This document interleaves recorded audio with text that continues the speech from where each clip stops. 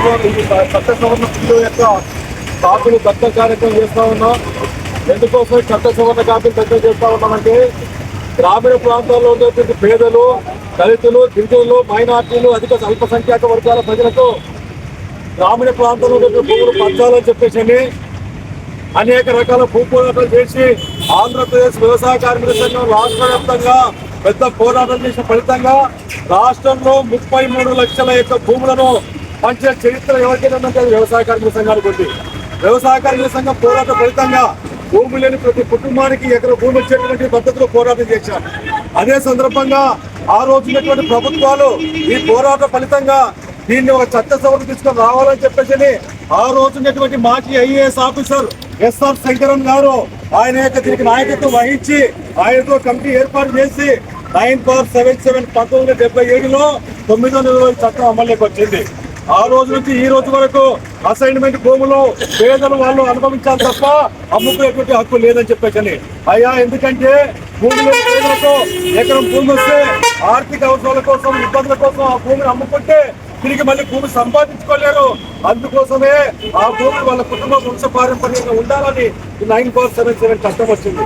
అట్లాంటి చట్టాన్ని ఈ రోజు భూములు ఎవరికైనా యథేచ్ఛగా అమ్ముకోవచ్చు, ఎవరైనా తీసుకోవచ్చు, ఎవరైనా కొనవచ్చు అనేటువంటి పద్ధతిలో కారు చౌకగా కట్టబెట్టేందుకు ప్రయత్నం చేసే భాగంగా ఈ రోజు అసెంబ్లీలో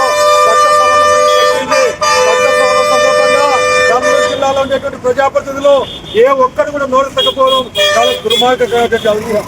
మన జిల్లాలో ఇప్పటికీ అన్యాక్రాంతమైన భూములు ఉన్నాయి, అసైన్మెంట్ భూములు ఉన్నాయి.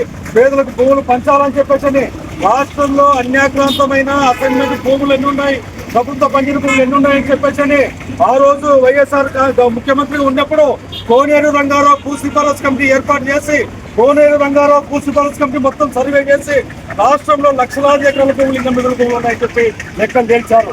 కోనేరు రంగారావు భూసిఫారసు కమిటీ ప్రకారం ఆ భూములు ఎక్కడున్నాయో ఆ మిగులు భూములన్నీ పేదలకు పంచాల్సిన బాధ్యత ఈ ప్రభుత్వాలకు ఉంది. గత ప్రభుత్వం చట్ట సవరణ ప్రయత్నం చేస్తే మేము అధికారుల కోసం వర్తిస్తుంటామని చెప్పిన కూటమి నాయకులు ఈ రోజు వాళ్ళే అసెంబ్లీలో చట్ట సవరణకు బిల్లు పెడితే ఇంతకన్నా మరో దుర్మార్గ చర్య లేదు. అయ్యా, అసెంబ్లీలో ఉన్నటువంటి వాళ్ళలో ఏ ఒక్కరు నోరు తెచ్చే పరిస్థితి లేదు, ఒక్కరు మాట్లాడలేదు పరిస్థితి లేరు.